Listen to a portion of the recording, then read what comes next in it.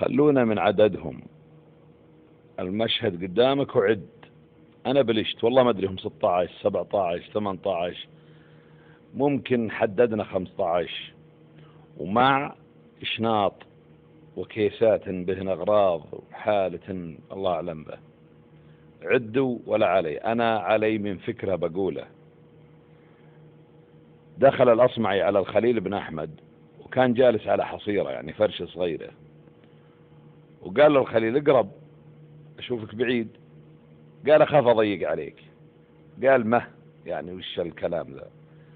الدنيا بأسرها لا تسع متباغضين، وإن شبرا في شبر لا يضيق بمتحابين رحمهم الله. والشاعر يقول لعمرك ما ضاقت بلاد بأهلها ولكن أحلام الرجال تضيق. والآخر يقول لعمرك ما في الأرض ضيق على امرئ سرى راغبا أو راهبا وهو يعقل.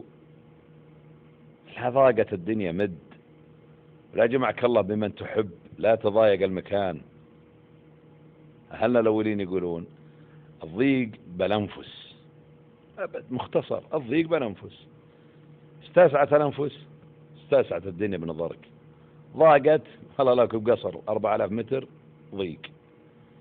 الله يوسع الدنيا علينا وعليكم ويهدينا ويصلحنا ويزين الأنفس يا الله.